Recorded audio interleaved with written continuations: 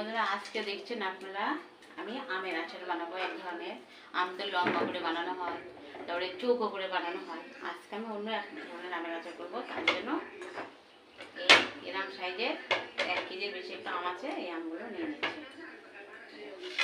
এবার এইগুলো ছাড়াবো, ছাড়িয়ে কীভাবে কাটছি সেটা আপনাদের দেখাচ্ছি। ধুয়ে নিয়ে এসছি খুব ভালো করে, যেন জল না থাকে গায়ে, সেইভাবে নিয়ে এসছি। এইটাতে ছাড়িয়ে নেব ভালো করে।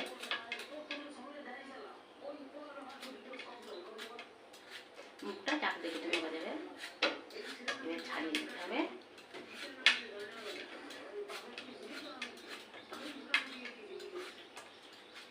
বটিতে ছাড়ানো যায়, আপনারা চাইলে বটি দিয়েও ছাড়িয়ে নিতে পারবেন, কিন্তু আমি আজকে এইটা দিয়ে ছাড়াচ্ছি। আমার একটু সমস্যা, তার জন্য আজকে আমি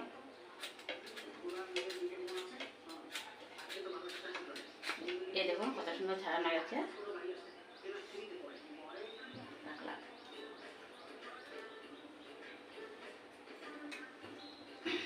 এইভাবে আমি সব আমগুলো ছাড়িয়ে নেব, নিয়ে তারপরে হচ্ছে আমি কীভাবে কাটছি সেটা আপনাদেরকে দেখাচ্ছি।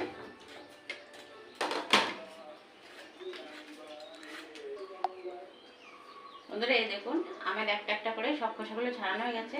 ঠিক এভাবে ছাড়িয়ে নিয়েছি। এই যে সেই খোসাগুলো আর এই মেশিনটা। এবারে আমটাকে যা করতে হবে, একটা সুতির কাপড় দিয়ে খুব সুন্দর করে আমের গার জলগুলো সব মুছে নিতে হবে। আপনারা টিস্যু থাকলে টিস্যু দিয়ে মুছে নিতে পারেন। এখন প্রথমে তো আমগুলো আমি ভালো করে ধুয়ে নিয়েছি, নিয়ে আমটা মুছে খোসা ছাড়িয়েছি। তারপরে ওর গায়ে একটু জল আছে, সেইগুলো এইভাবে মুছে মুছে নিচ্ছে। আপনাদের বাড়ি যা সুতির কাপড় থাকলে সুতির কাপড় দিয়ে মুছে নেন, টিস্যু দিয়ে মুছে দিলেও হয়ে যাবে। প্রত্যেকটা আমি এইভাবে অনেক সুন্দর করে করে মুছে নিতে হবে।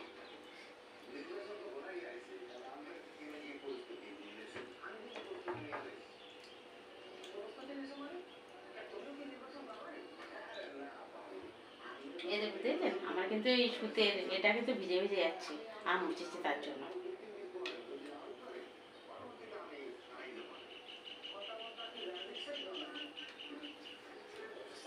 এবারে প্রত্যেকটা আম আমার খুব সুন্দর করে মোছা হয়ে গেছে।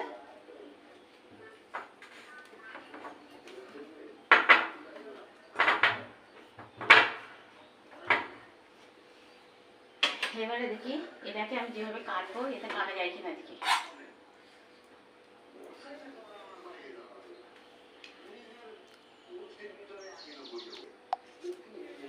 বন্ধুরা দেখুন আমি আমগুলো কেটে নিয়েছি, সেটা আপনাদের দেখায়নি। গোল গোল করে সুন্দর করে কেটে নিয়েছি, দেখতেই পাচ্ছেন আপনারা। এই যে চাকু দিয়ে কেটেছি। আর আপনারা চাইলে বটি দিয়েও কেটে নিতে পারেন আমটা, তাহলে ভালো হবে। গোলগুলো হলে বেশি ভালো হবে। আমি এই চাকু দিয়ে কেটে নিয়েছি। তা কাটাটা আপনাদেরকে আর দেখায়নি। প্রত্যেকটা আম দেখুন এক সাইজের গোল করে কেটেছি।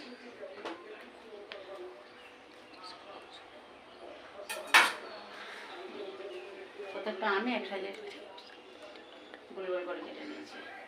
এবার এর মধ্যে থেকে এইগুলো বার করে দেবো।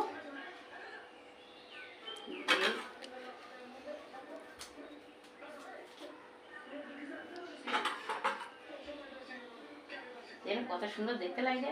আপনারা তো আম লম্বা লম্বা করে কেটে আচার করেন, তারপরে চৌকো চৌকো করে কেটে আচার করেন, টুকরো টুকরো করেন, কিন্তু আজকে আমি কেটেছি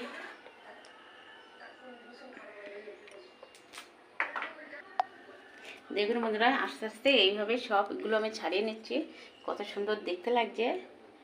আর এইভাবে সব আমগুলো খোসাগুলো মাঝখান থেকে ছাড়িয়ে নিয়ে তারপরে এতে মাখানো হবে। সেটা আমি দেখাচ্ছি। আগে এগুলো ছাড়িয়ে নিয়ে প্রায় হয়ে গেছে। তো আপনারা এইভাবে যদি আচার করে রাখেন, সবসময় তো একইভাবে করেন, একটু আলাদাভাবে করলে সেটা বেশ ভালো লাগে।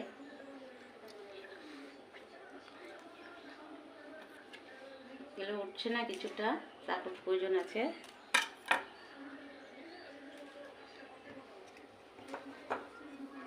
এই যে বাটির থেকে আর এই কটা আছে ছাড়িয়ে নিচ্ছি। এই দেখুন এইভাবে ছাড়িয়ে নিলাম। এই হয়ে গেছে সবগুলো ছাড়ানো। এই দেখুন কত সুন্দর হয়েছে।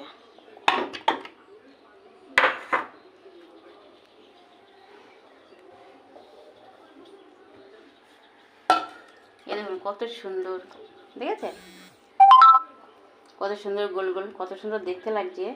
এইভাবে আচার করলে অনেক ভালো লাগে। এবার দেখুন কী করি আমি এবার এইগুলো সব একটা গামলায় আমি নিয়ে নিচ্ছি।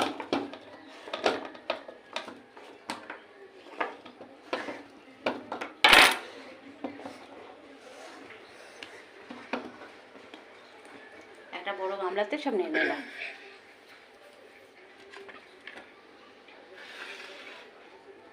এবারে এতে আমি দিয়ে দেবো লবণ, এতে আমি দিয়ে দিচ্ছি চিনি।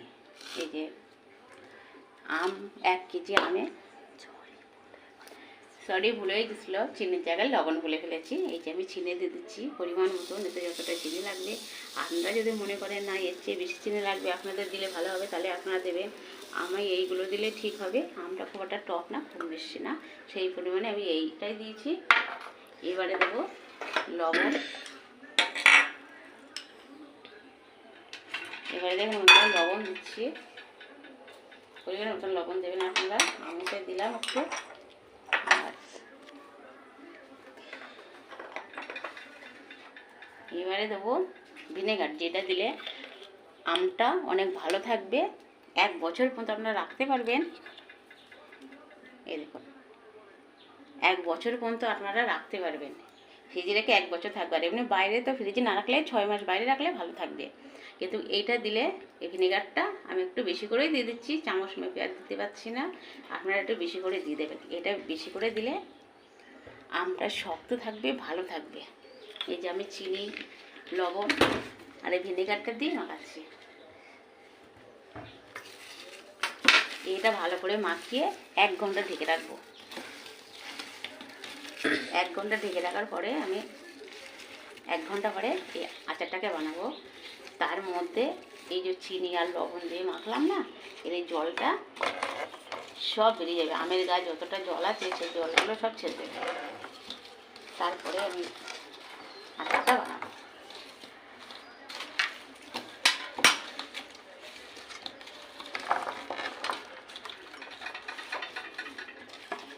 তাই যাই হোক অনেক সুন্দর করে একটু মাখিয়ে দিলাম, দিয়ে এবার ঢেকে রাখলে 1 ঘন্টা পরে খুলবো। 1 ঘন্টা পরে দেখবো এসে, এবারে আমি এটা 1 ঘন্টার জন্য ঢাকা দিয়ে রাখবো। 1 ঘন্টা পরে আবার ফিরে আসছি আপনাদের মাঝে। এই ঢেকে দিলাম।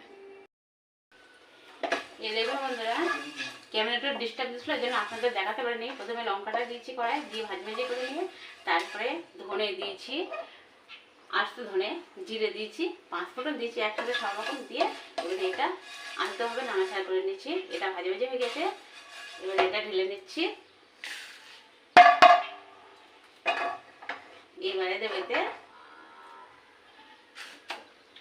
এই আমগুলো ঢেলে দেবো।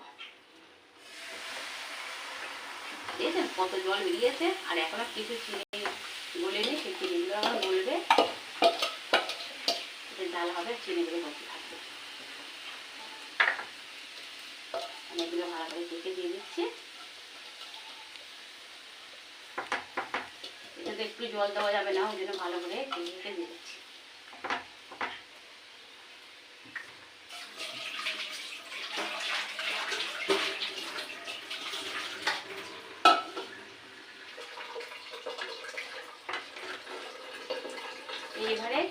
এইভাবে এতে ডাল দিতে হবে। এই হতে হতে এটা আর একটু ফুটে ওঠার পরে এতে একটু দেবো লঙ্কার গুঁড়ো, আর দেবো একটু হলুদ গুঁড়ো, তাহলে সুন্দর একটা কালার আসবে। এইভাবে হতে থাকবে, এটা ঢাকা দেবো না এটাকে।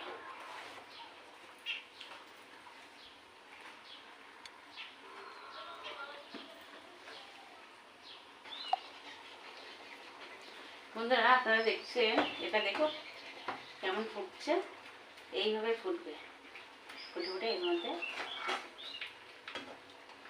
জলগুলো আস্তে আস্তে ছেড়ে দেবে।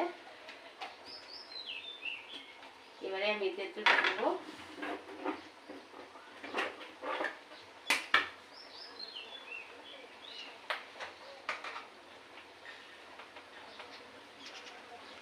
হলুদ দিয়ে দিলাম, আর দিয়ে দেবো একটু অল্প একটু,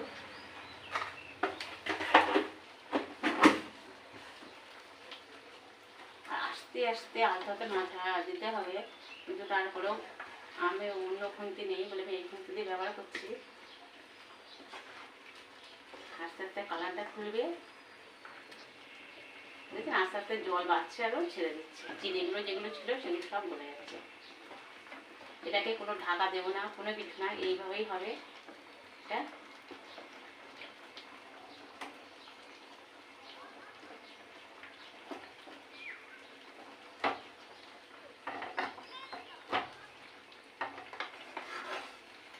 আর এর মধ্যে আমি এই মশলাগুলো করে রাখবো, এটা হতে থাকবে। আর এই মশলাগুলো হাফ ভাঙি করে নেব, সেটা আমি এখন করে দিচ্ছি।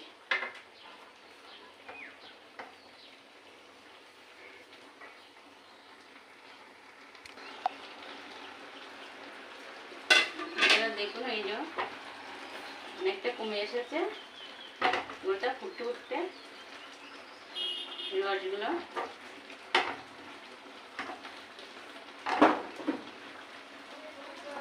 আলতোভাবে নাড়তে হবে।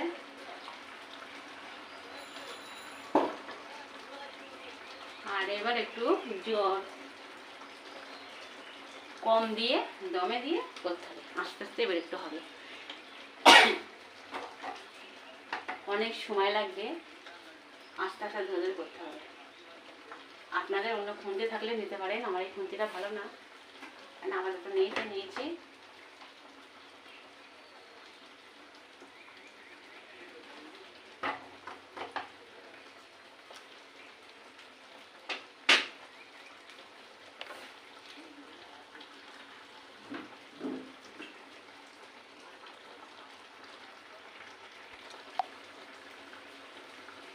এবারে বন্ধুরা দেখুন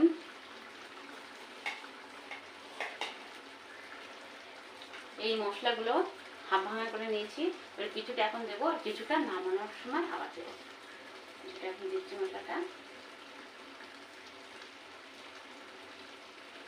আবার কিছুটা নামানোর সময় দেবো।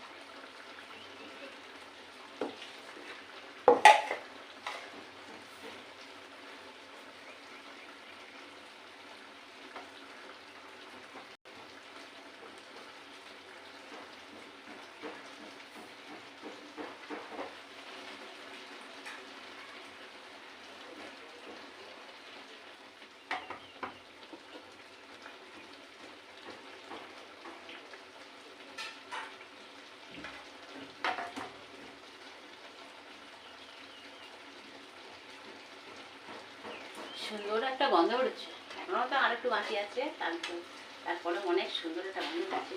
আর কত সুন্দর দেখতে লাগছে আচারটাকে।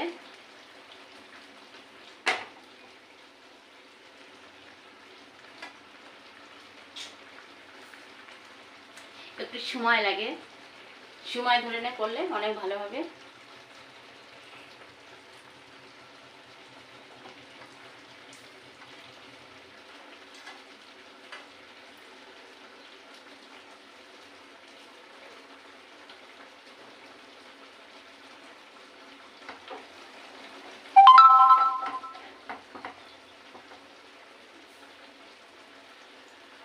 আরো কিছুক্ষণ হবে।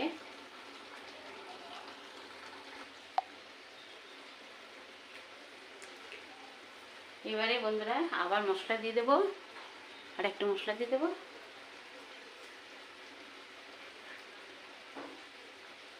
দেখ কত সুন্দর লাগছে, কত সুন্দর গন্ধ হচ্ছে।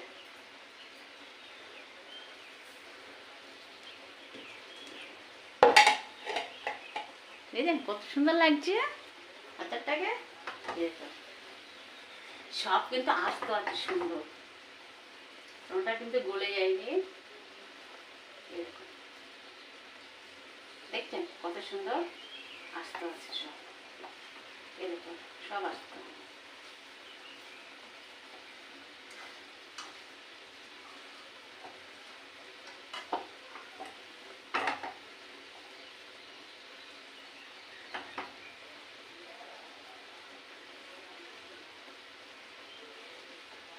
এবারে প্লেটে তুলবো, এরকম এই যে প্লেটে তুলছি। সব তুলে দেবো এইভাবে, ঠিক আছে? এই আস্তে আস্তে সব আচারগুলো তুলবো।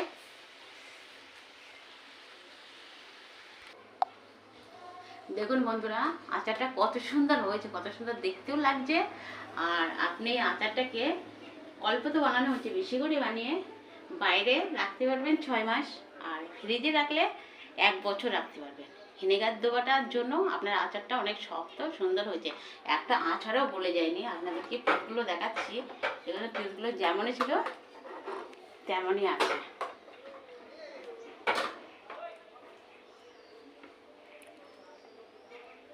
এই দেখুন কত সুন্দর আছে প্রত্যেকটা পিস।